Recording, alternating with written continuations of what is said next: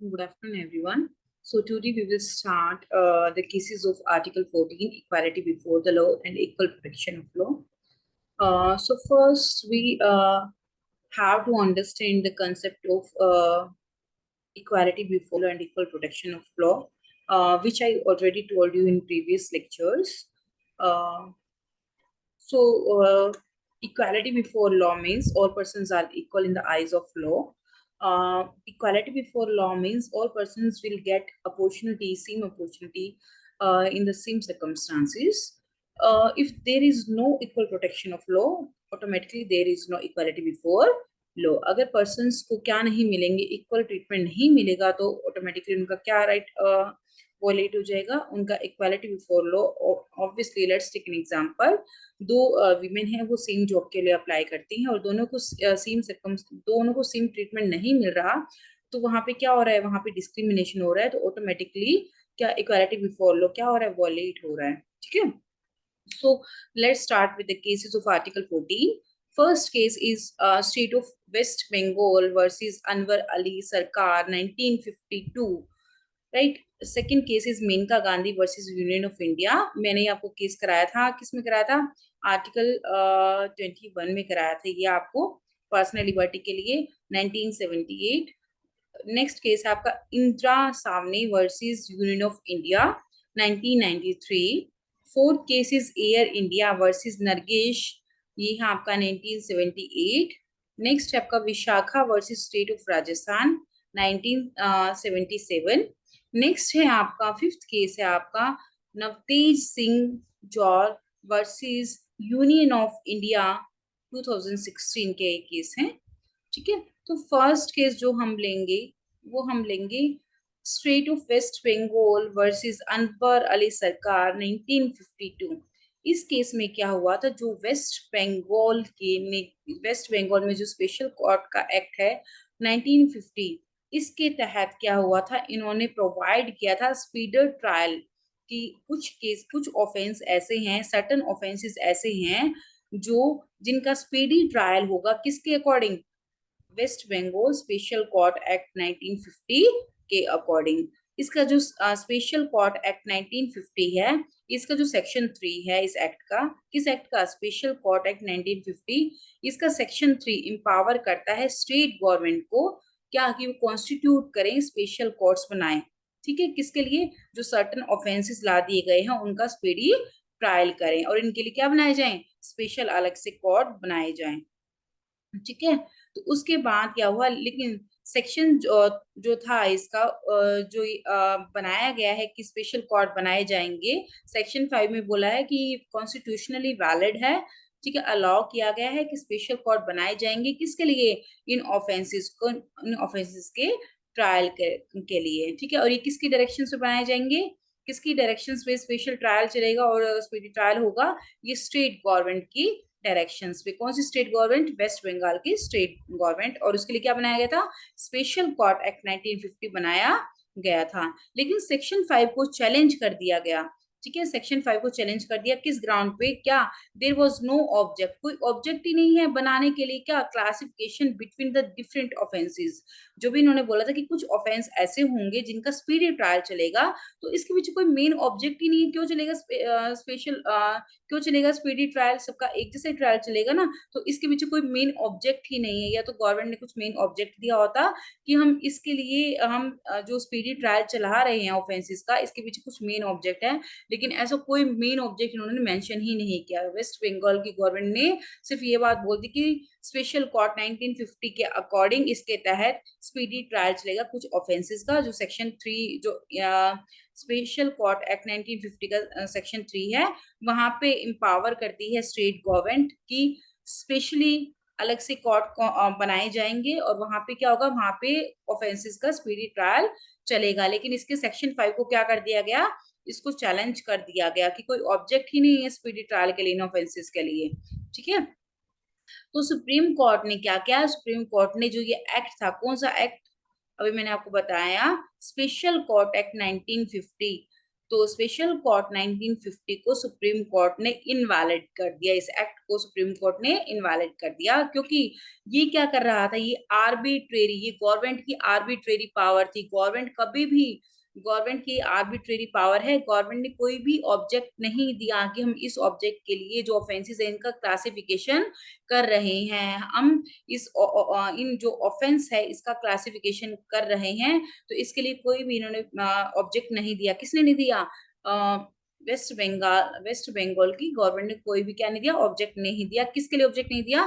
Classification of offences के लिए।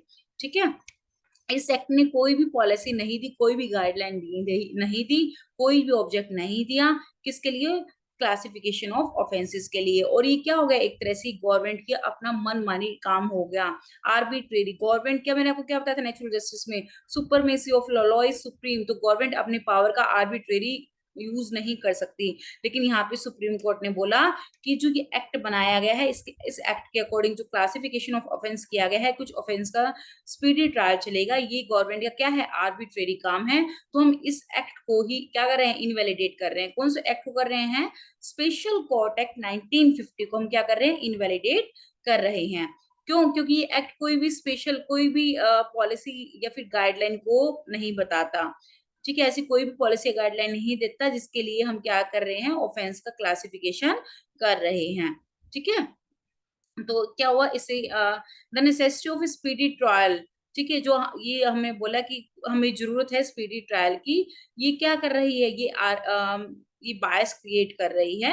ठीक है, यहाँ पे गवर्नमेंट अपने पावर का आर्बिट्रेरी काम कर रही है, तो इसको क्या कर दिया सुप्रीम कोर्ट ने, इस एक्ट को, स्पेशल कोर्ट एक्ट 1950 को ही इनवैलिड कर दिया, क्योंकि ये गवर्नमेंट की क्या थी, गवर्नमेंट की आर्बिट्रेरी पावर का गवर्नमेंट यूज कर रही थी। ठीक है, नेक्स्ट आपका आता है Menaka Gandhi versus union of India. मैं आपको पहले ही बता चुकी हूँ ये केस। इस केस में क्या हुआ था, इस केस में आर्बिट्रेरी पावर का यूज किया गया था।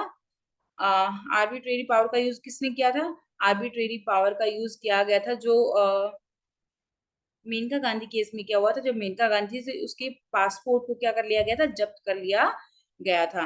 तो जब इसके मेनका गांधी के पासपोर्ट को जो जब्त कर लिया गया, ये बिना किसी रीजन के किया गया। ये केस था Menaka Gandhi versus union of India, right to travel का केस है, 1978 का केस है। ठीक है, तो इसमें क्या हुआ था, फर्स्ट मैंने आपको बताया कि जो पासपोर्ट था मेनका गांधी का, उसको इम्पाउंड कर लिया गया था, जब्त कर लिया गया था। ठीक है, ये मेन लैंडमार्क केस बना 1978 में। ये इक्वालिटी को नहीं बताता, जो वीमेन का राइट है मेनका गांधी का, वो क्या कर लिया गया, इन्फ्रिंज कर लिया गया। ठीक है, without any cause, without any reason. किसने किया ये अथॉरिटीज ने किया, जो पासपोर्ट अथॉरिटीज है ये उसने किया। ठीक है, ये आर्बिट्रेरी एक्ट है, ये क्या है, आर्बिट्रेरी एक्ट है। ठीक है, अथॉरिटीज का क्या करना, इम्पाउंड करना मेनका गांधी के पासपोर्ट को। ठीक है, लेकिन इसमें बाद में क्या बैठी, 7 जज की बेंच बैठी थी। इसमें कौन कौन से थे? Chandrachud, Krishna Iyer, PN Bhagwati and others, ये सारे इसमें जज की बेंच बैठी थी। अगर मैं बात करूं इस केस की फैक्ट्स क्या थे, इस केस के फैक्ट्स बेटा ये थे कि फर्स्ट जो मेनका गांधी का पासपोर्ट इश्यू किया गया था, वो 1 जून कब किया था, 1 जून 1976 को किया था। किसने किया था? पासपोर्ट एक्ट 1967 के अकॉर्डिंग किया गया था। बट 2 जुलाई 1977 को regional passport office new Delhi ने क्या दे दिया, ऑर्डर दे दिया कि वो क्या कर दे, अपने पासपोर्ट को सरेंडर कर दे। मेनका गांधी का जो पासपोर्ट था उसको ले लिया गया। ठीक है, इम्पाउंड कर लिया गया, जब्त कर लिया गया। इवन जो पेटिशनर थी मेनका गांधी है, उसको रीजनेबल क्या नहीं दिया, जो मेनका गांधी थी, पासपोर्ट ऑफिस ने किया ना जब, तो पासपोर्ट ऑफिस ने मेनका गांधी को कोई रीजनेबल ग्राउंड भी नहीं दिया, रीजनेबल रीजन भी नहीं दिया। किसके लिए? आर्बिट्रेरी डिसीजन के लिए। बिना किसी रीजन से उसका क्या कर लिया गया, उसका पासपोर्ट जब्त कर लिया गया। ठीक है, तो उसके बाद क्या किया, जो पेटिशनर थी मेनका गांधी थी, उसने अप्रोच किया, उसने रिट लगाई किसमें, आर्टिकल 32 सुप्रीम कोर्ट में। किसके लिए? अपने जो उसका पासपोर्ट जब्त हुआ था उसके अगेंस्ट लगाई, आर्बिट्रेरी जो पावर का यूज किया था गवर्नमेंट ने उसके अगेंस्ट लगाई कि उसका जो पासपोर्ट है उसको जब्त करना विदाउट एनी कॉज, ये क्या है, ये आर्बिट्रेरी डिसीजन है। ठीक है, ये क्या है, एक तरफा डिसीजन है। ठीक है, इससे क्या हुआ, यूनिलेटरल डिसीजन है। ठीक है, कोर्ट के सामने क्या इश्यूज आए इस केस में, क्या और की जो प्रोविजंस है, are the provisions under the article 21, 14 and 19 क्या एक दूसरे से कनेक्ट करते हैं। ठीक है, क्या ये म्यूचुअली एक्सक्लूसिव हैं। ठीक है, तो उसके बाद सेकंड हमने कहा, अगर जो राइट है, राइट टू ट्रेवल, जो आपका राइट है, right to travel outside the country, आपके पास राइट है राइट टू ट्रेवल का, आप कंट्री से बाहर जा सकते हो, क्या ये आर्टिकल 21 का पार्ट है भी या नहीं है। ठीक है, तो उसके बाद है ये क्या कह रहा है, क्या कभी कभी आपको ऐसा लगता है जो आपका लेजिस्लेशन है, जो आपका लॉ जो बनाती है लेजिस्लेटिव बॉडी है, वो आपका जो राइट है, राइट टू लाइफ को, उसको स्नैच कर देती है। ये सारे इश्यूज कोर्ट के सामने आए। ठीक है, उसके बाद है आर्ग्यूमेंट जो पिटिशनर की तरफ से आए। पिटिशनर ने आर्ग्यूमेंट रखे कि जो मेनका गांधी का पासपोर्ट को सीज किया गया, ठीक है, ये इन्फ्रिंज करता है पिटिशनर के फंडामेंटल राइट्स को। फंडामेंटल राइट क्या है, फ्रीडम ऑफ स्पीच। क्या मेनका गांधी के पास राइट था फ्रीडम ऑफ स्पीच, अपने एक्सप्रेशंस को देने का, लेकिन मेनका गांधी को क्या नहीं दिया गया, मौका ही नहीं दिया गया, उसको बोलने का मौका ही नहीं दिया। और अथॉरिटी ने क्या किया, विदाउट एनी कॉज उसके पासपोर्ट को क्या कर लिया, इम्पाउंड कर लिया। ठीक है, इसे फ्रीडम ऑफ स्पीच वॉयलेट हुआ है article 19। Right to life and personal liberty, उसको फॉरेन में अगर जाना है, राइट टू ट्रेवल उसका राइट है, तो right to life and personal liberty violate हुआ है, ये आपका आता है आर्टिकल 21 में। राइट टू इक्वालिटी भी क्या हुआ है, इन्फ्रिंज हुआ है। ठीक है, राइट टू ट्रेवल अब्रॉड, उसको जाना था लेकिन वो जा नहीं पाई। Right to freedom of movement, ये किसमें आता है, आर्टिकल 19 सब क्लोज में आता है। ठीक है, आर्टिकल 19 सब क्लोज एफ में आता है ये right to movement.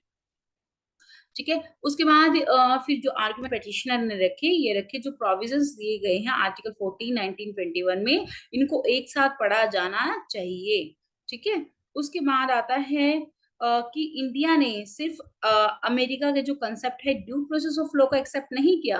Due process of law का मतलब है कि अगर लॉ कोई भी कानून बनाती है, अगर जुडिशरी को ऐसा लगता है कि जो भी लॉज बनाए गए हैं वो अगेंस्ट हैं, वो क्या कर रहे हैं, वो नल एंड वॉइड हैं, जो फंडामेंटल राइट के अगेंस्ट है, तो जुडिशरी के पास पावर है उन फंडामेंटल राइट्स को क्या कर सकती है, नल एंड वॉइड डिक्लेयर कर सकती हैं। तो ये बोल रहा है कि इंडिया ने सिर्फ अमेरिका का जो कंसेप्ट है ड्यू प्रोसेस ऑफ लॉ, उसको नहीं लिया, सिर्फ प्रोसीजर स्टैब्लिश्ड बाय लॉ को भी लिया है। तो ये बोल रहे हैं जो आप लॉ बनाया है आपने, वो एक प्रोसीजर के अकॉर्डिंग होना चाहिए, जो लॉ बनाया है वो फेयर होना चाहिए, रीजनेबल होना चाहिए, आर्बिट्रेरी लॉ नहीं होना चाहिए। आप आर्बिट्रेरी वे से किसी के पासपोर्ट को जब्त नहीं कर सकते। Is it clear? तो ये बोला है कि इन्होंने, आपने मेरा पासपोर्ट तो जब्त कर लिया विदाउट एनी कॉज, इवन आपने मुझे अपॉर्चुनिटी भी नहीं दी कि मैं अपने लिए कुछ बोलूं। तो ओडी अल्ट्रम पार्टम कि यहाँ पे दोनों पार्टीज को सुना जाना चाहिए, दोनों पार्टीज को अपॉर्चुनिटी मिलनी चाहिए। मेनका गांधी को अपॉर्चुनिटी नहीं मिली इस बात को रखने के लिए। ठीक है, मेनका गांधी केस की जो जजमेंट आई, 7 जज की जो जजमेंट थी, 7 जज यहाँ पर बैठे थे, वो कब आई, 25 जनवरी 1978 को। ठीक है, तो इसमें क्या गया, जो पर्सनल लिबर्टी का जो कंसेप्ट है इसको वाइडर कर दिया गया। पहले जो कंसेप्ट था वो काफी नैरो था। ठीक है, अब फर्स्ट इसमें जो जजमेंट आई, प्रोसीजर इस्टेब्लिश्ड बाय लॉ, बोला गया कि जो प्रोसीजर, जो भी लॉ बनाया जाएगा, जो भी लॉ इनेक्ट करेगी लेजिस्लेशन, वो क्या होगा, वो मस्ट बी फेयर होना चाहिए, रीजनेबल होना चाहिए, आर्बिट्रेरी नहीं होना चाहिए। ठीक है, उन्होंने बोला जो आपका इंटरप्रिटेशन कर रहे हो आप पर्सनल लिबर्टी की, every person has a right to liberty, वो बहुत आपका नैरो है, बहुत नैरो कंसेप्ट है, इसको वाइड कर देना चाहिए। इसमें और भी कंसेप्ट इन्वॉल्व हो जाएंगे, लाइक राइट टू मूवमेंट को भी इसमें कंसिडर कर दिया गया, पहले राइट टू मूवमेंट इसमें कंसिडर नहीं हो रहा था। ठीक है, इस जजमेंट से क्या हुआ, आर्टिकल 14, आर्टिकल 19, आर्टिकल 21 का इंटरलिंक कर दिया गया कि they are interdependent and interlink to each other. अब से क्या हो गया, गोल्डन ट्रायंगल्स रूल स्टार्ट हो गया।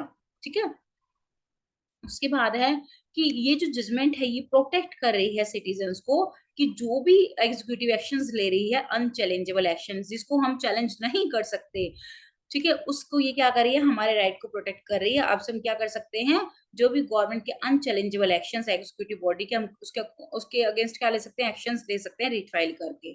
ठीक है, तो उसके बाद क्या है, अब जो आपका आर्टिकल 21 का right to freedom of sorry जो आपका राइट था, right to life and personal liberty, तो पर्सनल लिबर्टी के कंसेप्ट को क्या कर दिया गया, वाइडर कर दिया गया। पहले कंसेप्ट क्या था, बहुत नैरो कंसेप्ट था। अब इसमें क्या इन्वॉल्व हो गया, इसमें राइट टू क्लीन वाटर भी इन्वॉल्व हो गया, राइट टू क्लीन एयर भी हो गया, freedom from noise pollution, standard education, speedy trial, fair trial, ये किस में इन्वॉल्व हो गए? ये सारे आपके इन्वॉल्व हो गए किसमें? पर्सनल लिबर्टी में। ठीक है, इज इट क्लियर? नेक्स्ट आपका आता है जो केसेस था, अभी हमने जो केसेस किए वो है मेनका गांधी केस किया हमने। ठीक है, सेकंड जो हमने किया वेस्ट बंगाल केस किया, वेस्ट बंगाल वर्सेस अनवर सरकार 1952, मेनका गांधी केस किया हमने। ठीक है, तो उसके बाद नेक्स्ट आपका जो आता है Indira Sawhney versus union of India, Indira Sawhney versus union of India 1993 का केस है। ये कौन सा केस है? Indira Sawhney versus union of India 1993 का केस है। ये जो ये लैंडमार्क जजमेंट है ये किसके लिए की है? ये लैंडमार्क जजमेंट जो है इंदिरा सावनी की, ये बेस्ड है on the reservation in India. Reservation का कंसेप्ट किसमें बेटा? रिजर्वेशन का कंसेप्ट है जो भी आपके सीट रिजर्व करने का कंसेप्ट है वो है आपका आर्टिकल 15 में भी है, आर्टिकल 16 में भी है, ये आपका आर्टिकल 14 में आपका क्या है? आर्टिकल 14 में है आपका राइट टू इक्वालिटी का। ठीक है, जो ये आपकी जो जजमेंट है, ये स्पेशली जो केस है इंदिरा सावनी का, ये बेस्ड है रिजर्वेशन के ऊपर। ठीक है, इसमें क्या बोला गया है कि जो भी रिलेशन है आर्टिकल 14 और आर्टिकल 16 के रिलेशनशिप को इसमें बताया गया है। आर्टिकल 14 आपका बेस्ड है right to equality, equality before the law, और आर्टिकल 16 किसे बेस्ड है कि जो भी पर्सन है उसको इक्वल ही अपॉर्चुनिटीज मिलेंगी, किसमें? जो भी एम्प्लॉयमेंट्स हैं उसमें। ठीक है, this is a landmark judgement, ये एक लैंडमार्क जजमेंट थी। ठीक है, जो रिजर्वेशन के ऊपर बेस्ड थी। ये इस कोर्ट ने इंटरप्ट किया क्या? Relationship between the article 14 and article 16। ठीक है, इट वाज हेल्ड, इस केस में पाया गया कि जो आर्टिकल 16 क्लॉज 1 का जो कंसेप्ट है वो is a facet of article 14, वो आर्टिकल 14 का ही क्या है? आर्टिकल 14 का ही एक पार्ट है। ठीक है, just as article 14 permits, article 14 क्या परमिट करता है? रीजनेबल क्लासिफिकेशन के लिए, इसलिए आर्टिकल जो 16(1) है वो क्या है? रीजनेबल है। ठीक है, जो प्रिंसिपल है, जो एम है इसमें दिया गया है, वो 14 एंड 16 क्या है? वो इक्वालिटी पे बेस्ड है। देखो आर्टिकल 14 बताता है there should be no discrimination on the basis of caste, ठीक है, sex and gender and religion, place of birth. इन्होंने बोला है कि अगर कोई जॉब में अपॉर्चुनिटी पाना चाहता है, जॉब के लिए अप्लाई करता है, तो 16 में बताया गया है there should be no discrimination on the basis of caste, gender in the public employment, की पब्लिक एम्प्लॉयमेंट में कोई भी डिस्क्रिमिनेशन नहीं होगा। लेकिन आर्टिकल 14 में क्या बताया गया है? आर्टिकल 14 में एक रीजनेबल क्लासिफिकेशन भी दी गई है, उसमें बताया गया है अपर कास्ट, लोअर कास्ट। तो इसके लिए जो आर्टिकल 16 सब क्लोज 4 है उसमें मेंशन किया गया है, स्पेशली क्या मेंशन किया गया? स्टेट कैबिनेट, स्टेट स्पेशली क्या बना सकती है? लॉ बना सकती है, किसके लिए? ये आर्टिकल 16 का सब क्लॉज 4 है। State can enact, state specially law बना सकती है, किसके लिए? For the reservation of post, post को रिजर्व करने के लिए, किसमें? In the government sector. किसकी पोस्ट को रिजर्व कर रही है? किसकी सीट्स को रिजर्व कर रही है? किसके लिए कर रही है? For the backward classes of citizen, जो सिटीजन इंडिया के बैकवर्ड क्लासेस हैं उनके लिए स्पेशली सीट रिजर्व की जा सकती हैं, किसमें? गवर्नमेंट जॉब्स में, प्राइवेट सेक्टर में नहीं, गवर्नमेंट जॉब्स में। किसमें दिया गया है? आर्टिकल 16 सब क्लोज 4 में दिया गया है। और यही जो क्लासिफिकेशन है बैकवर्ड सिटीजन्स की, किसमें मेंशन की गई है? आपके आर्टिकल 14 में मेंशन की गई है। इसमें क्या दिया गया है? रीजनेबल क्लासिफिकेशन मेंशन की गई है।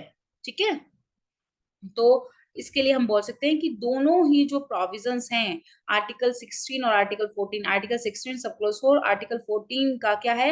रीजनेबल क्लासिफिकेशन है। ये क्या है? ये एक दूसरे के साथ हार्मोनी बना के रखती हैं, मतलब एक दूसरे को कोऑपरेट करती हैं। ठीक है, ये अपने माइंड में रखती हैं, किसके लिए? इक्वालिटी के लिए। अगर हम रीजनेबल क्लासिफिकेशन में क्या है बेटा? रीजनेबल क्लासिफिकेशन में क्या है? ये है कि जो भी पर्सन्स हैं, जो पिछड़े हुए पर्सन्स हैं, जो भी बैकवर्ड क्लासेस के पर्सन्स हैं, अगर हम उनको अपलिफ्ट करना चाहते हैं तो हमें उनको क्या देना पड़ेगा? हमें उनको थोड़ी सी छूट देनी पड़ेगी। वो छूट कहाँ पे मेंशन की है? आर्टिकल 16 सब क्लोज 4 में। ठीक है, ये था हमारा Indira Sawhney versus union of India 1993 का केस। ठीक है, तो उसके बाद आता है केस हमारे पास बेटा एयर इंडिया वर्सेस नरगेश मिर्जा 1978 का केस है। ठीक है, ये आपने सुना ही होगा, जो एयर इंडिया होती हैं उसमें क्या होता है, उसमें रिक्वायर किया गया था कि जो भी फीमेल फ्लाइट अटेंडेंट होगी, जो भी प्लेन में फीमेल फ्लाइट अटेंडेंट होती हैं, उनको रिटायर कर देना चाहिए 3 सर्कमस्टांसेस में। ठीक है, फर्स्ट, मान लो मेरी एज 35 हो गई है, तो मुझे एयर इंडिया को रिटायर कर देना चाहिए। ठीक है, सेकंड केस था अपॉन गेटिंग मैरिड, अगर मैंने शादी कर ली है तो मुझे रिटायर कर देना चाहिए, एयर इंडिया मुझे रिटायर कर देगी। अगर मुझे प्रेगनेंसी कंसीव हो गई है तो मुझे रिटायर कर देना चाहिए। लेकिन ये सेम तीनों कंडीशंस फीमेल पे, सॉरी, मेल पे तो अप्लीकेबल नहीं हो रही। मेल पे चलो ये नहीं हो सकता कि प्रेगनेंसी वाला, लेकिन दो तो हो सकती हैं। तो मेल को तो इन्होंने डिनाई नहीं किया, सिर्फ फीमेल को किया। ये मेल को भी तो कर सकते थे, बोल सकते थे कि जब मेल 35 साल का हो जाएगा तो रिटायर कर देंगे, जब मेल शादी कर लेगा तो उसको रिटायर कर देंगे। But they impose the condition only on female. तो ये क्या है, ये आर्बिट्रेरी डिसीजन है, ये वॉलेट कर रहा है इक्वालिटी बिफोर द लॉ। ठीक है, इक्वालिटी प्रोटेक्शन ऑफ लॉ का क्या कर रहा है, वॉलेट कर रहा है। हम आर्टिकल 15 पढ़ चुके हैं, there should be equal treatment, सबको इक्वल ट्रीटमेंट दिया जाएगा, और there should be no discrimination. Article 15 में है कि कोई भी डिस्क्रिमिनेशन नहीं हुआ on the basis of sex, caste. Article 16 भी हम पढ़ चुके हैं, जिसमें क्या मेंशन किया गया है, जिसमें स्पेशली मेंशन किया गया है कि देयर शुड बी, क्या होगा, इक्वल अपॉर्चुनिटी मिलेगी दोनों को, मेल एंड फीमेल को, किसमें, इन द एम्प्लॉयमेंट। ठीक है, तो लेकिन यहाँ पे क्या किया जा रहा है, यहाँ पे डिस्क्रिमिनेशन किया जा रहा है। 14, 15, 16 तीनों ही आर्टिकल्स वॉलेट हो रहे हैं। ठीक है, आर्टिकल 19 में क्या है, फ्रीडम ऑफ स्पीच, कि फीमेल अपने राइट्स के लिए बोल सकती हैं, लेकिन एयर इंडिया वाले केस में तो अपने लिए बोल ही नहीं रही है ये। तो अगर नहीं बोल पा रही है, सिर्फ इन पे एक रूल इम्पोज कर दिया गया है, तो आर्टिकल 14 भी वॉलेट हो रहा है, आर्टिकल 15 भी हो रहा है, आर्टिकल 16 भी हो रहा है, आर्टिकल 21 भी वॉलेट हो रहा है। तो इस रूल को क्या कर दिया गया, कोर्ट ने इस रूल को, एयर इंडिया के रूल को, इस केस में नरगेश मिर्जा का जो केस आया 1978, इस केस से कोर्ट ने क्या किया, जो ये रूल था, कौन सा रूल था कि 35 साल की उम्र में रिटायर कर देना चाहिए फीमेल को। ठीक है, जो वो शादी कर ले तब रिटायर कर देना चाहिए, फिर फर्स्ट प्रेगनेंसी कंसीव हो जाए तभी उसको रिटायर कर देना चाहिए। इस रूल को कोर्ट ने स्ट्रक डाउन कर दिया। ठीक है, इन्होंने बोला कि ये जो रूल्स हैं, ये रिक्वायरमेंट्स है, जो रूल्स बनाए गए हैं, ये सिर्फ आर्बिट्रेरीनेस, अपनी मनमर्जी से तो अब दिए गए हैं, और ये डिस्क्रिमिनेशन पैदा करता है मेल एंड फीमेल में, और ये वॉलेट करता है आर्टिकल 14 को। ठीक है, इज इट क्लियर? नेक्स्ट आपका केस है बेटा Vishakha versus state of Rajasthan. ठीक है, Vishakha versus state of Rajasthan जो केस है, ये जो केस आया था ये 1997 में आया था। ठीक है, लेकिन इस केस से पहले वी हैव टू वॉच था, हमें देखना पड़ेगा कौन सा केस, हमें देखना पड़ेगा बनवारी देवी का केस। ठीक है, ये बनवारी देवी का जो केस है, ये सबसे इम्पोर्टेंट केस है। इसको हम पढ़ते हैं। बनवारी देवी क्या थी, बनवारी देवी, विशाखा देवी का जो केस है बेटा, ये पीआईएल फाइल की गई थी, विमेंस ने पीआईएल फाइल की थी। लेकिन इस केस से पहले हमें क्या देखना पड़ेगा, हमें देखना पड़ेगा पीआईएल क्यों फाइल की गई थी। पीआईएल फाइल की गई थी विमेंस के जो राइट है, फंडामेंटल राइट्स, उनको प्रोटेक्ट करने के लिए। लेकिन ये राइट कहाँ वॉलेट हुए थे, ये वॉलेट हुए थे पहले बनवारी देवी केस में। तो वहीं से केस, जो विशाखा देवी केस की जो बेसमेंट है, जो मेन नींव है, वो कहाँ से शुरू हो जाती है, बनवारी देवी केस से शुरू हो जाती है। ठीक है, जो बनवारी देवी थी वो कौन थी, वो एक विमेन थी बेटा, जो विमेन जो बिलोंग करती थी किससे, बटेरी, बटेरी एक विलेज है जो राजस्थान में है। ठीक है, वो वहां से बिलोंग करती थी। उस बनवारी देवी विमेन ने क्या किया, उसने वर्क स्टार्ट करना शुरू कर दिया, काम स्टार्ट करना शुरू कर दिया, किसके अंदर, WDP के अंदर, विमेन्स डेवलपमेंट प्रोजेक्ट के अंदर उसने काम करना शुरू कर दिया। जो ये विमेन्स डेवलप प्रोजेक्ट है, ये किसके द्वारा चल रहा था, ये गवर्नमेंट थी, राजस्थान की जो गवर्नमेंट है उसी से चलाया जा रहा था, उसी के अंदर जॉब करना स्टार्ट कर दिया बनवारी देवी ने। ठीक है, और कब शुरू किया, 1985 में। ठीक है, लेकिन 1987 में क्या हुआ, और अपनी जॉब करते हुए बनवारी देवी ने क्या किया, एक विमेन का रेप हो रहा था। अब ठीक है, उसको उसने रुकवाया, बहुत अच्छा काम किया। ठीक है, उसको फुल सपोर्ट मिला, किससे, जो भी विलेज के मेंबर्स थे, बतेरी विलेज में थी ना वो, उसके वहां के मेंबर्स से उसको फुल सपोर्ट मिला, उसकी बड़ी तारीफ हुई इस काम के लिए। ठीक है, उसको फुल सपोर्ट उसने लिया, ठीक है, मेंबर्स ऑफ द विलेज से। बट लेकिन 1987 में तो उसने रेप को रुकवा दिया। ठीक है, लेकिन 1992 में अपनी जॉब को करते हुए 1992 में बनवारी देवी ने एक और इश्यू उसके सामने आया, क्या, चाइल्ड मैरिज का। ठीक है, जो गवर्नमेंट थी, गवर्नमेंट ने कैंपेन शुरू किया क्या, चाइल्ड मैरिज को रुकवाने के लिए, रिस्ट्रिक्ट करने के लिए। ठीक है, राजस्थान में सबसे ज्यादा चाइल्ड मैरिज होती है, उसको रिस्ट्रिक्ट करने के लिए शुरू किया। ठीक है, और लेकिन जो ये चाइल्ड मैरिज का कंसेप्ट था, you are aware of all the things, कि जो राजस्थान में सबसे ज्यादा चाइल्ड मैरिज होती हैं, तो जिस विलेज से थी वो बतेरी विलेज से, तो वहां के विलेज के जो भी मेंबर्स थे उन्होंने क्या किया, वो खुद ही अपनी बेटी की चाइल्ड मैरिज कराते थे, अपने बच्चों की चाइल्ड मैरिज कराते थे, तो उन्होंने इसका सपोर्ट नहीं किया। ठीक है, इसका सपोर्ट नहीं किया, और जो कैंपेन था इसको डिसअप्रूव कर दिया, इसको इम्पोर्टेंस नहीं दी। ठीक है, तो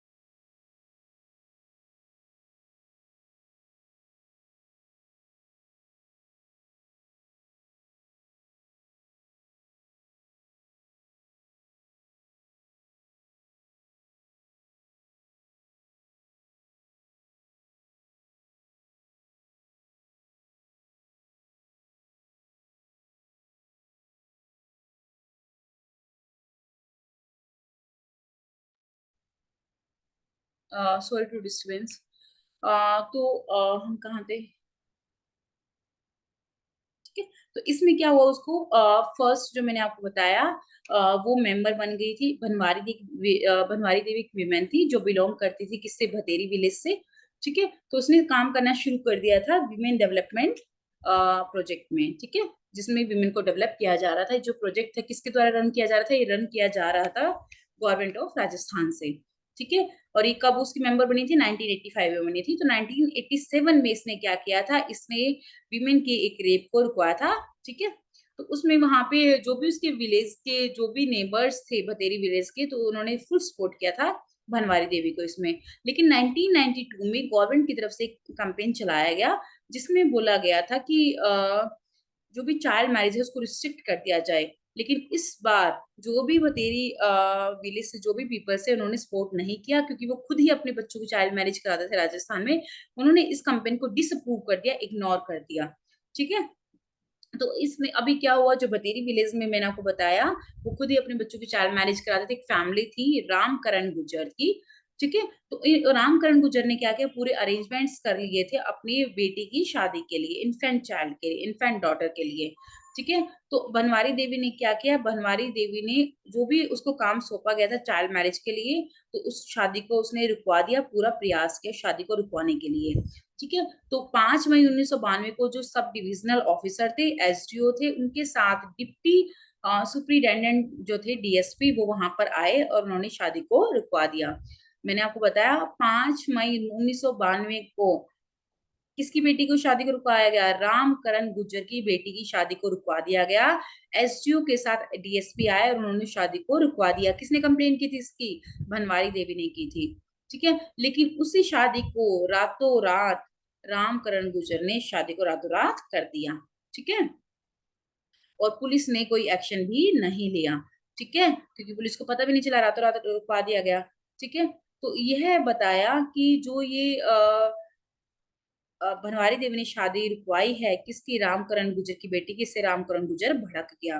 ठीक है, और इस भड़कने से गांव वाले सारे भड़क के, तो बनवारी देवी को क्या कर दिया गया, गांव में से बॉयकट कर दिया गया, मीन्स बिल्कुल ही अलग थलग कर दिया गया। ठीक है, इससे बनवारी देवी का क्या हो गया, बिल्कुल ही गांव में से अलग थलग कर दिया गया, कोई भी उनसे बात नहीं करता था। ठीक है, ये शादी उन्होंने रुकवाई थी 5 मई 1992 को। ठीक है, और 22 सितंबर 1992 को क्या हुआ, 5 आदमी आए, कौन? रामकरण गुर्जर, ठीक है, अपना बदला लेने के लिए, अपनी बेटी की शादी जो रुकवाए थे रामकरण गुर्जर, राम सुख गुर्जर, ठीक है, गैसरा गुर्जर, बादरी गुर्जर, सवरण शर्मा, उन्होंने खेत में काम करे थे भनवर देवी, उस पर अटैक कर दिया और उसके हस्बैंड पे अटैक कर दिया। भनवरी देवी के जो हस्बैंड थे उस पर अटैक कर दिया गया, ठीक है। और जो बनवरी देवी थी उसका क्या किया, बनवरी देवी के हस्बैंड पे तो अटैक कर दिया गया, उसको मारा पीटा गया, और बनवरी देवी के जो हस्बैंड थे उनको मारा पीटा गया। बनवरी देवी के साथ क्या किया, उसका गैंगरेप कर दिया गया, ठीक है। पुलिस ने क्या किया, पुलिस ने सारे पॉसिबल वे किए कि अवॉइड कर दे, कंप्लेंट को ना लिखे, क्योंकि सारे जो एमएलए था, मेन एमएलए वहां का, वो भी किसके साथ था, वो भी इन 5 आदमियों के साथ ही था, ठीक है। तो यहाँ पे जस्टिस पाने के लिए भनवरी देवी ने बहुत कुछ किया। जो वो पहले क्या गई, जो भी ये सीएससी सेंटर होते हैं वहां पर गई, लेकिन वहां पे उसकी मेडिकल एग्जामिनेशन करने के लिए मना कर दिया गया, क्योंकि वहां पे कोई भी फीमेल स्टाफ नहीं थी। उसके बाद वो एसएमएस में गई, एसएमएस हॉस्पिटल गई वो जयपुर, जब तक उसके 52 आवर्स जा चुके थे, मतलब जो एग्जामिनेशन थी, एग्जामिनेशन का टाइम, जो मेडिकल एग्जामिनेशन का टाइम है वो जा चुका था, 52 आवर्स हो चुके थे, ठीक है। रिपोर्ट तो आई, रिपोर्ट में मेंशन था कि 5 आदमियों के सीमेन मिले हैं, लेकिन वो 5 आदमियों के सीमेन उन 5 मैन से जिनका नाम दिया गया मैच नहीं होते थे, उस रिपोर्ट को भी चेंज कर दिया गया। वो रिपोर्ट क्या क्यों चेंज हुई, जो एमएलए था धनराज मीना, वो भी क्या था, वो भी इन 5 आदमियों के साथ मिला हुआ था, ठीक है। ये लोकल एमएलए था धनराज मीना, ठीक है।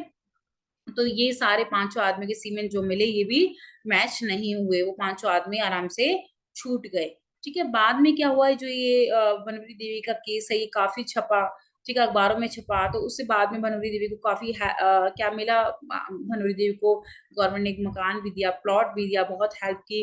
लेकिन इससे क्या हुआ, इससे जो विमेंस थी, विमेंस के मन में आ गया अपने राइट को प्रोटेक्ट करने के लिए, क्यों? क्योंकि बनवरी देवी को क्या नहीं मिला था, जस्टिस नहीं मिला था, वो 5 आदमी छूट गए थे, क्योंकि वो सीमेंट मैच नहीं हुए थे उन 5 आदमियों के साथ, ठीक है। तो अब इस चीज के लिए जो भी इतना न्यूज़पेपर में आया भनवरी देवी का केस, तो विमेंस ने क्या किया, विमेंस ने फाइल की क्या, पीआईएल, पब्लिक इंटरेस्ट लिटिगेशन, ठीक है, ये विमेंस ने फाइल की, ठीक है। क्यों फाइल की, और जो ये पीआईएल फाइल की गई है विमेंस राइट ग्रुप के लिए, तो इस पीआईएल को नाम दे दिया गया विशाखा का, ठीक है। ये जो विशाखा की पीआईएल का नाम दे दिया गया, इस पीआईएल को मैं दोबारा से बता रही हूँ, जो केस था बनवरी देवी का, इसमें जस्टिस नहीं मिला बनवरी देवी को, तो इस के जो बनवरी देवी का केस है, जो ये बहुत सारे न्यूज़पेपर में छपा, और इसको नाम दे दिया गया किस इसका, तो इसके लिए स्पेशली विमेंस ने पीआईएल फाइल की, और जो पीआईएल फाइल की तो विमेंस ने इसको पीआईएल को नाम दे दिया विशाखा का। जो ये विशाखा जो है ये फोकस करती है किसके लिए, enforcement of fundamental rights of the women, women के फंडामेंटल राइट को इन्फोर्स करने के लिए क्या करती है, ये फोकस करती है, ठीक है। और जो फंडामेंटल राइट है जो विमेन्स के इन्फोर्स करने के लिए कौन से आर्टिकल में, आर्टिकल 14 में दिया गया है, equality before law and equal protection of law, women's को भी सेम अपॉर्चुनिटी प्रोवाइड की जाएगी, वुमेन को भी सेम प्रोटेक्शन मिलेगी जो मेन को मिलेगी। There should be no discrimination on the basis of caste, sex and religion and place of birth, कोई डिस्क्रिमिनेशन नहीं होगा मेल और फीमेल में।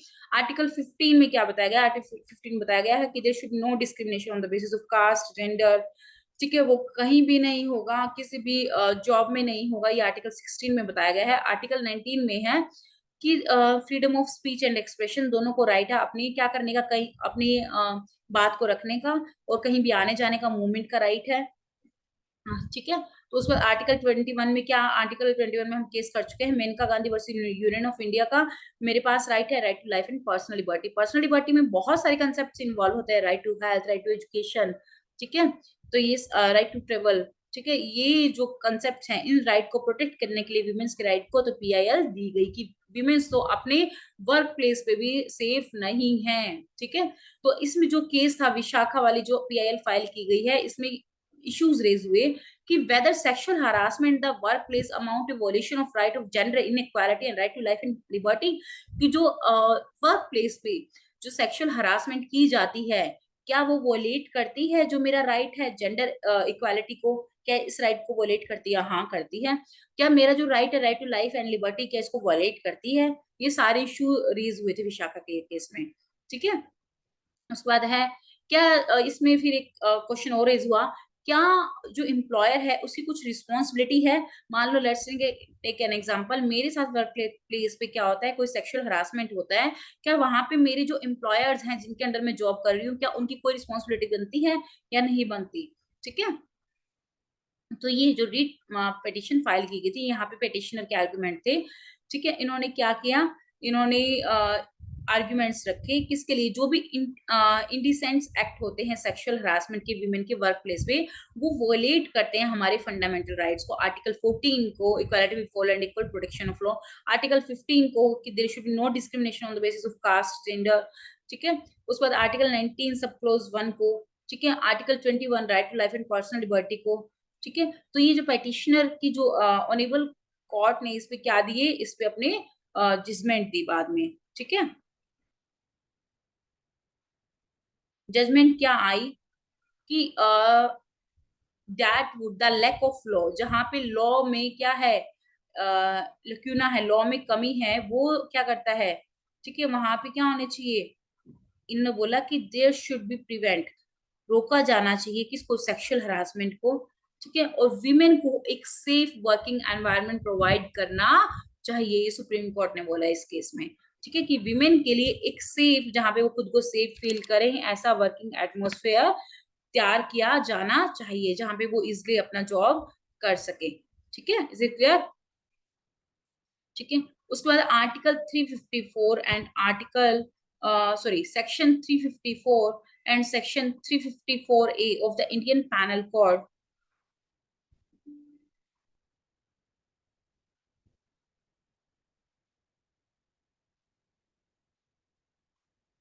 ठीक है, उसके बाद आता है आपका कि जो सेक्शन है आपका 354 and 354A of the Indian panel code. ठीक है, थ्री क्या है, सेक्शन 354 एंड 350A, 354A क्या है आईपीसी का, एनीवन, एनीवन बेटा? ठीक है, कि कोई भी अगर विमेन के साथ क्या करता है, क्रिमिनल फोर्स, फोर्स के साथ विमेन के साथ उसका क्या इंटेंशन है, विमेन की जो डिग्निटी है उसको हार्म करने की, उसकी मोडेस्टी को हार्म करने की, तो उसको 1 ईयर की पनिशमेंट दी जाएगी, और कितना, 1 ईयर से लेके 5 ईयर तक की पनिशमेंट दी जाएगी। ये क्या है, ये नॉन बेलेबल ऑफेंस है और कॉग्निजेबल ऑफेंस है। ठीक है, कि विमेन के अगर कोई भी वुमेन के साथ फोर्स के साथ उसकी डिग्निटी को हार्म करने की कोशिश करता है, तो वहां पे उसको पनिशमेंट दी जाएगी। ठीक है, इज इट क्लियर?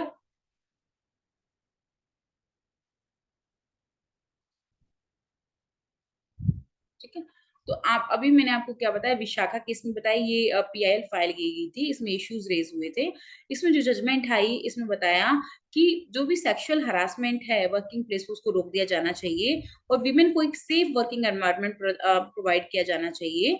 ठीक है, तो सेक्शन 354 354A है। ठीक है, इसको रेफर किया गया, इस केस में दिया गया। ठीक है, मेंशन किया गया कि ऐसा कुछ भी किया नहीं किया जाना चाहिए 354 के अंदर जो आता है, जो विमेन की मोडेस्टी को हार्म कर दे।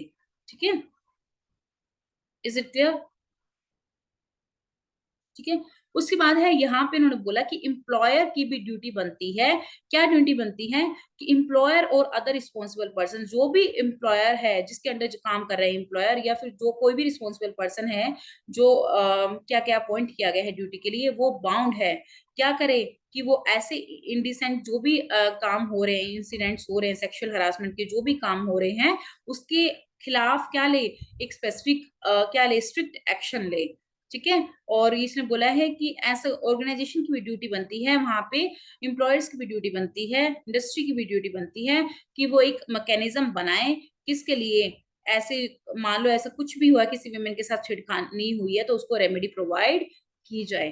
ठीक है, अगर ये बोले, इसमें मेंशन किया गया what do mean by sexual harassment, अगर किसी विमेन के साथ सेक्सुअल हरासमेंट हुई है तो उसका मतलब क्या है, मान लो किसी विमेन के साथ फिजिकल कांटेक्ट किया किसी ने, मैंने उसको गलत इंटेंशन से हाथ लगाया, गलत इंटेंशन से टच किया, फिजिकल कांटेक्ट। ठीक है, और या फिर किसी ने क्या किया, उसको इनडायरेक्टली डिमांड की, सेक्सुअल फेवर की डिमांड की, और फिजिकल रिलेशन की डिमांड की इनडायरेक्टली। ठीक है, तो उसके बाद उसको दिखाई इनडायरेक्ट, मतलब उसको दिखाई क्या, पॉर्न पिक्चर्स जो दिखाई, पोर्नोग्राफी दिखाई उसको। ठीक है, या फिर वर्बली या फिर गेस्चर्स में कुछ ऐसा किया जो डिमांड कर रहा है, सेक्सुअली नेचर, सेक्सुअली डिमांड कर रहा है, जो सेक्सुअली फेवर की डिमांड कर रहा है। ठीक है, तो उसके बाद है एम्प्लॉयर क्या कर सकते हैं, ऐसा क्या एक्शन ले सकते हैं। एम्प्लॉयर की ड्यूटी बनती है, ठीक है, वो एम्प्लॉयर की ड्यूटी बनती है क्या, वर्क प्लेस पे मस्ट, वर्क प्लेस पे स्पेशली एम्प्लॉयर की ड्यूटी बन रही है कि वो ऐसे प्रिवेंटिव मेजर्स ले, क्या, जिससे जो भी सेक्सुअल हरासमेंट हो रही है उसको रोका जा सके। ठीक है, वो पेनल्टी लगा सकते हैं। ठीक है, या फिर उसको टर्मिनेट करते हैं सकते हैं, सस्पेंड कर सकते हैं। ठीक है, इज क्लियर।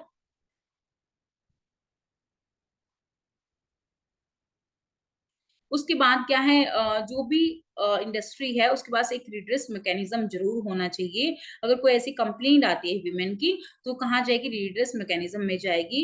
ठीक है, जॉब प्लेस पे कोई भी ऑर्गेनाइजेशन है उसके पास रिड्रेस मैकेनिज्म जरूर होना चाहिए, क्या करने के लिए, इन कंप्लेंट्स को सॉल्व करने के लिए। ठीक है, ओके। तो उस बात है रीडर्स कमेटी, अगर रीडर्स मैकेनिज्म उसके अंदर कमेटी भी होगी, कुछ मेंबर्स भी होंगे, तो उस रीडर्स कमेटी के अंदर क्या होना चाहिए, सच ए रीडर्स मैकेनिज्म, और मोर प्रिसाइसली सच ए कंप्लेंट कमेटी मस्ट है, उस जो कमेटी, जो रीडर्स मैकेनिज्म के अंदर कमेटी है उसके अंदर एक विमेन जरूर होनी चाहिए। ठीक है, क्यों होनी चाहिए, क्योंकि विमेन क्या कर सकती है, विमेन इजिली उसकी कंप्लेंट को समझ सकती है। ठीक है, तो उसके बाद क्या है, यहाँ पे जो कमेटी होगी ये काउंसलिंग फैसिलिटी भी प्रोवाइड करे। ठीक है, तो और जो जो रिपोर्ट है, अगर ऐसी कोई भी कंप्लेंट आई है तो ये रिपोर्ट भेज जाएगी गवर्नमेंट को एनुअली। ठीक है, उसके बाद है स्प्रेडिंग द अवेयरनेस, अवेयरनेस भी जरूर फैलाई जानी चाहिए। जो भी इश्यूज हैं इनको प्रिवेंट करने के लिए रेज करनी चाहिए, सेक्सुअल हरासमेंट इशू को उठाने चाहिए, विमेंस को जितने ज्यादा हो सके उनको अपना, उनके पास राइट है, राइट टू स्पीच का, वहां पे उनको बोलना चाहिए अगर मेरे साथ कुछ हुआ है, आपके साथ कुछ हुआ है, तो मैं क्या करना चाहिए, जो भी सेक्सुअल हरासमेंट के इश्यूज हमें वो उठाने चाहिए। एम्प्लॉयर और एम्प्लॉयज की मीटिंग भी जरूर बुलाई जानी चाहिए, उनसे पूछा जाना चाहिए कोई ऐसे किसी को प्रॉब्लम तो नहीं है। ठीक है, और वहां पे अगर ऐसा कुछ हुआ, किसी विमेन ने कंप्लेंट रखी है, तो वो रिडिस मैकेनिज्म के अंदर जाएगी, रिडिस कमेटी होगी उसके अंदर एक विमेन वहां पे जरूर होगी जो उसका मेंबर होगी रिडिस कमेटी का। ठीक है, इज इट क्लियर। नेक्स्ट आपका आता है विशाखा वाला केस, हो गया आपका। ठीक है, नेक्स्ट जो आपका केस है,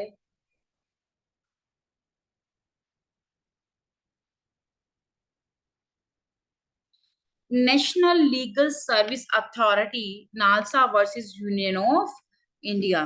तो इन्होंने बोला, ये केस आया था आपका 2014 में आया था बेटा ये केस। ठीक है, ये केस जो फाइल किया गया था, ये फाइल किया था नेशनल लीगल सर्विस अथॉरिटी ने फाइल किया था ये केस को। क्यों किया था, ये लीगली रिकॉग्नाइज करना चाहते थे, ये उन पर्सन्स को लीगली पहचान दिलाना चाहते थे जो क्या करते हैं, जो आउटसाइड उसमें आते हैं, परव्यू में आते हैं, किसके, जैसे मेल और फीमेल के, उन इंसान को ये क्या दिलाना चाहते थे, पहचान दिलाना चाहते थे। सिंपल लैंग्वेज में अगर बताऊं, सिंपल लैंग्वेज में थर्ड जेंडर। ठीक है, तो उसको ये क्या दिलाना चाहते थे, पहचान दिलाना चाहते थे। अब तो एक जो फीमेल है वो ट्रांसजेंडर है, वो क्या बन गई है, जज भी बन गई है। ठीक है, तो while drawing attention to the fact that a transgender जो पर्सन है उनके साथ क्या किया जाता था, एक्सट्रीम डिस्क्रिमिनेशन किया जाता था सोसाइटी में।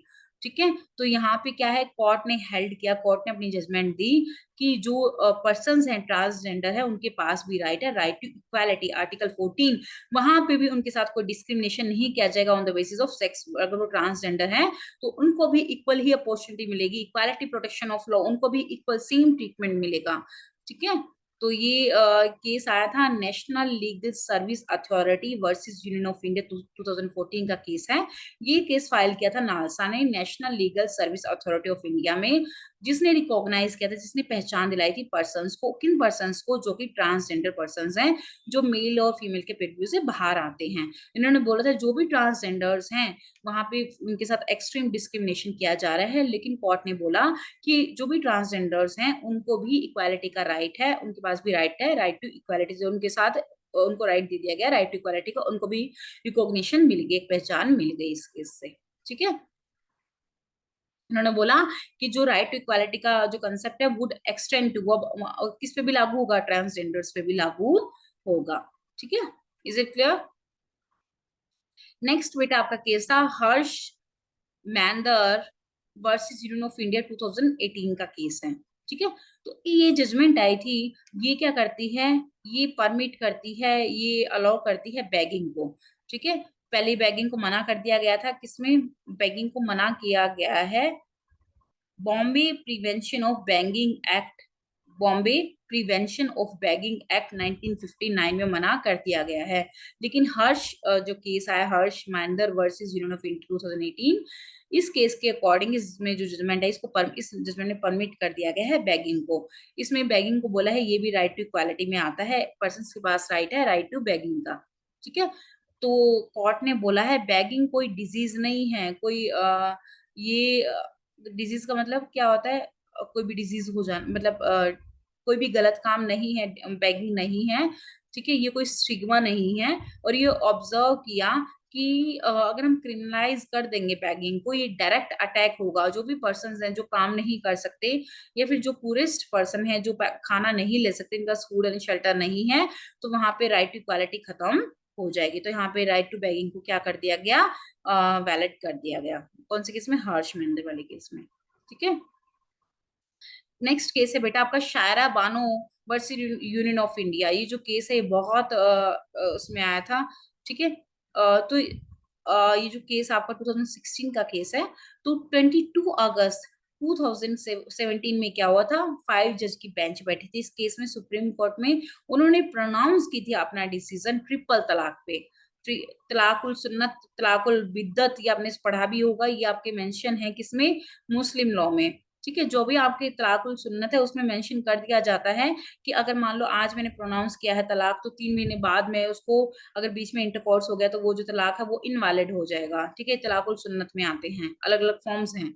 लेकिन बेटे जो तलाक है आपका, तलाक उल बिद्दत है, ये इसको ट्रिपल तलाक का नाम दिया गया, इसको अनकॉन्स्टिट्यूशनल कर दिया गया। इसको ऐसा क्या हुआ कि इसी को अनकॉन्स्टिट्यूशनल कर दिया गया, क्योंकि बेटे इसमें बीच में टाइम नहीं दिया जाता था। तलाक और सुन्नत में या फिर दूसरी फॉर्म्स के जो भी तलाक है मुस्लिम लॉ में, उसमें टाइम दिया जाता है कि आज मैंने बोला है तलाक, तो 1 महीने के बाद दोबारा से मैं प्रोनाउंस कर सकती हूँ तलाक।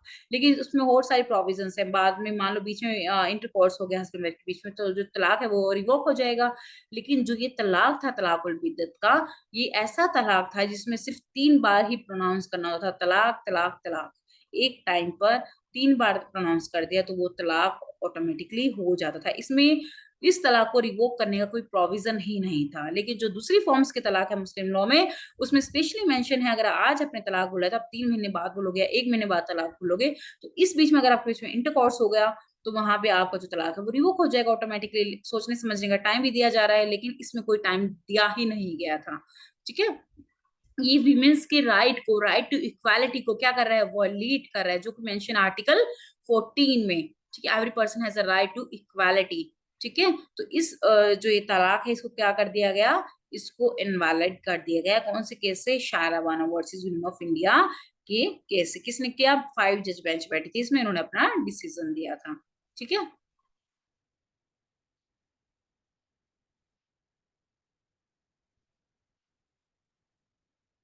उसके बाद आता है, क्या जो ये ट्रिपल तलाक है ये पनिशेबल भी है।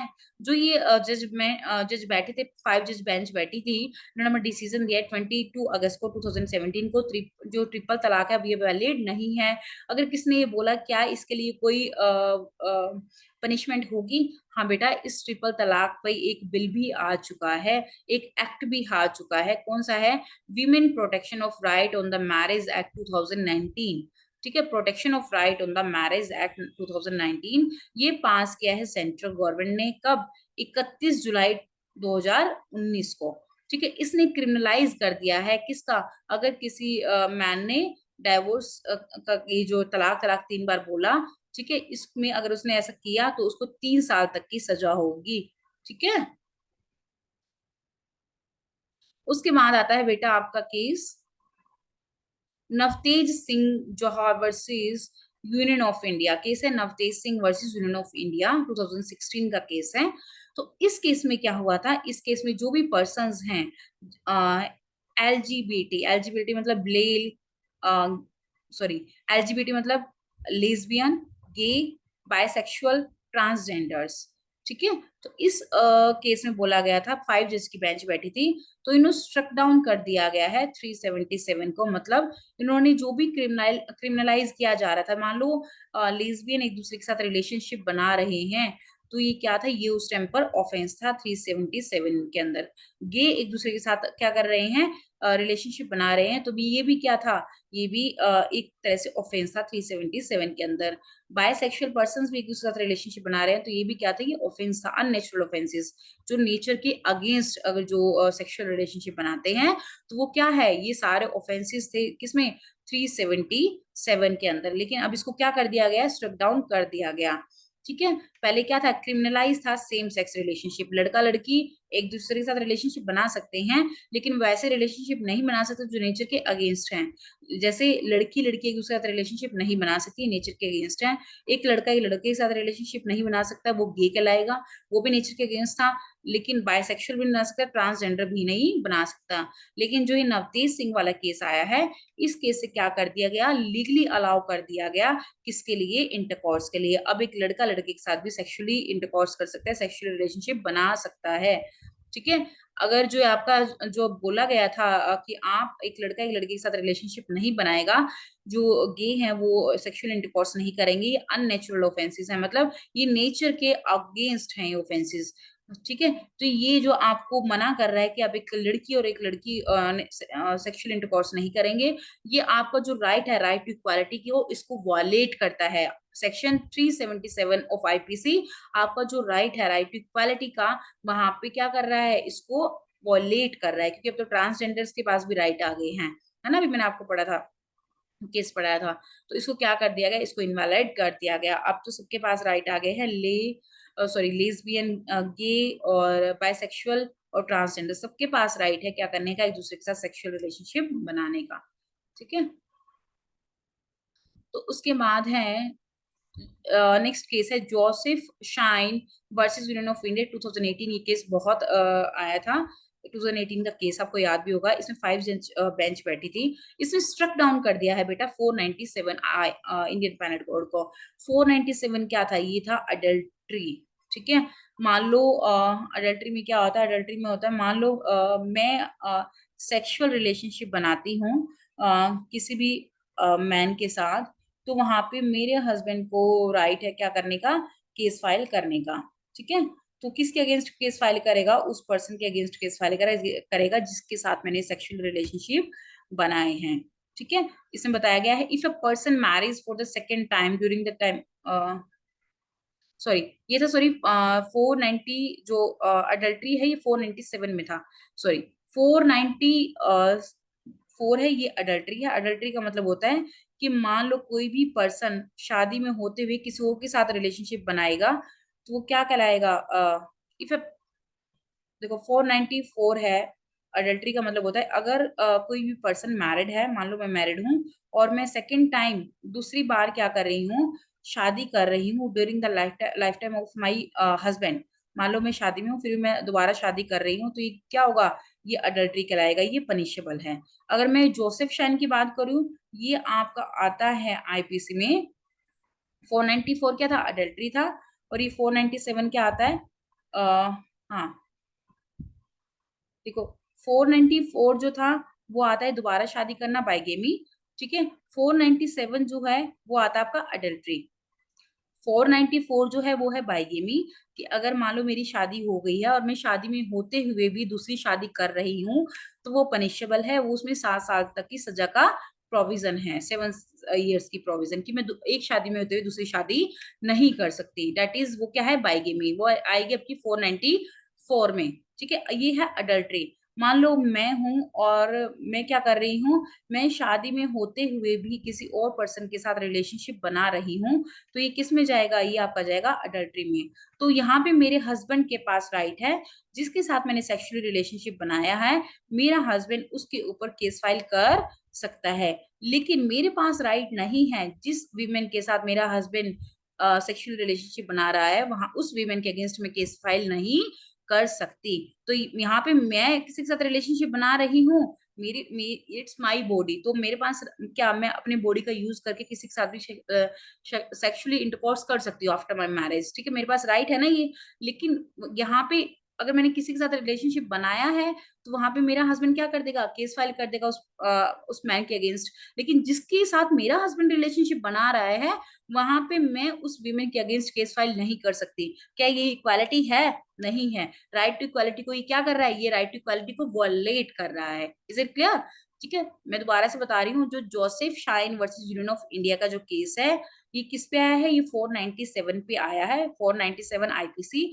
ये एक हस्बैंड को राइट देता है, एक्सक्लूसिव राइट देता है कि आप उस विमेन आप उस मैन पे केस फाइल कर सकते हो जिस मैन के साथ आपकी जो वाइफ है वो सेक्सुअल इंटरकोर्स कर रही है।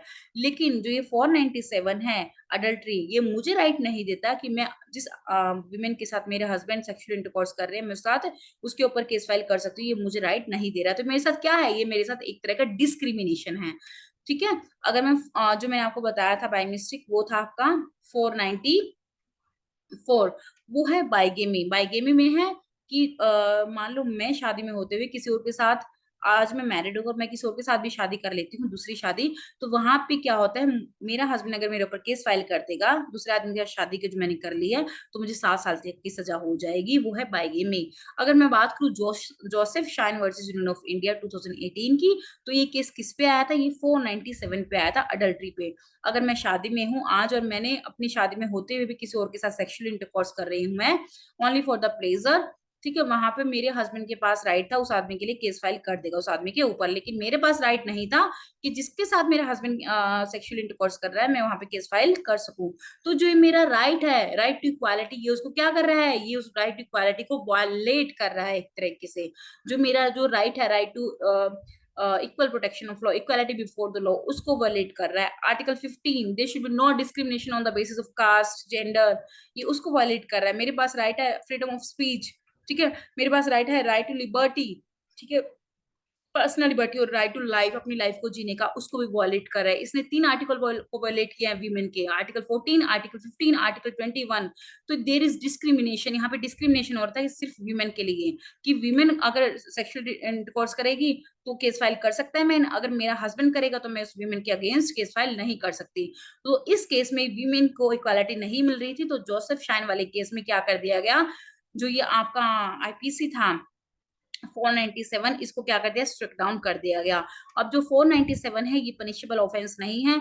अगर मैंने किसी के साथ सेक्सुअल इंटरकोर्स बनाया है तो मेरे हस्बैंड के पास राइट है, वो क्या कर सकता है, वो क्या कर सकता है, वो ये सिर्फ बेस बन सकता है किसका, डाइवोर्स का। ठीक है, is it clear? So we have to conclude this lecture here. Next lecture में मिलते हैं, till then thank you so much.